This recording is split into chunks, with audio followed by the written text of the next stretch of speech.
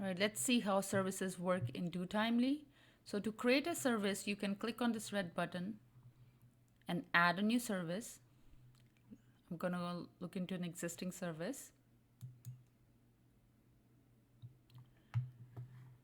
So you define give the service name and the description. These fields will be visible to your customer. You can provide more detail for them to understand what all it covers.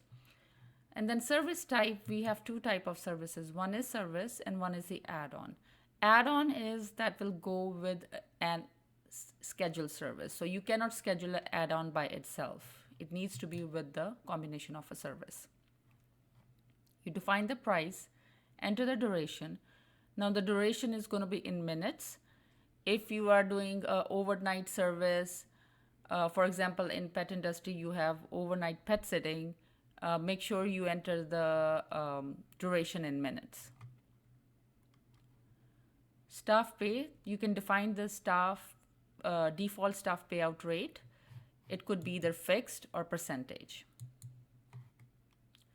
Then there are service verification options. So service start and end photos are when an appointment is started by a staff member from their app, they will be asked to take a picture.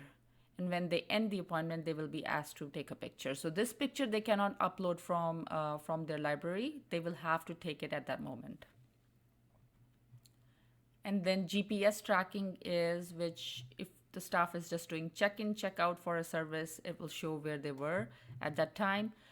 If they are doing a dog walk service, then when they perform that service, it will show the route which they have taken the dog. So all these three things together kind of adds to the verification that the staff member was at customer's house performing the service. Now there are some services which you do not want to send a report to the customer. You are more tracking for your own purpose. You can just say mark complete. This one does not send any reports to the customer. It will just mark the appointment complete in the system. Internal services are services that you do not want your customers to schedule. For example, meet and greet. You just want to schedule it yourself, then you can mark it internal. The customers won't be seeing it in the system.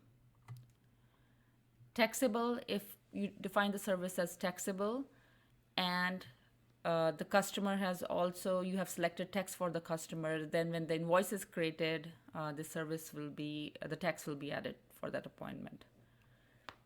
Service time window, if you define the service window over here, for example, if the appointment is at 12 p.m., it will show a note when the customer schedules the appointment that the appointment will be serviced between 11 a.m. and 1 p.m. So this makes more sense where the customer is not waiting for you to perform the appointment at the exact time. So this gives you a range when you can be at their home. And then we have different automations. For the pet industry, we have extra pets. You can turn this automation on and define what the charges will be. And then we have holiday surcharges.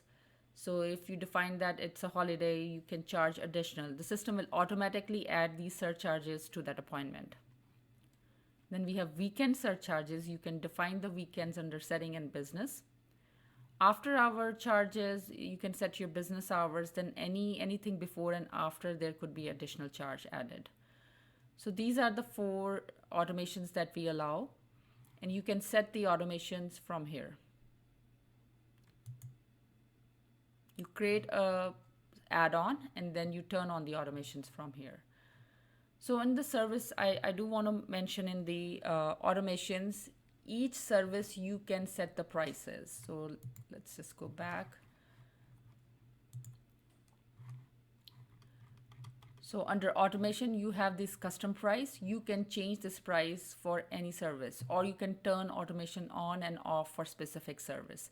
Let's just say for overnight pet sitting, you do not want to charge an after hour charges, right? So you can just turn it off for that service. So you have these options. And you can always activate and deactivate these services right from here.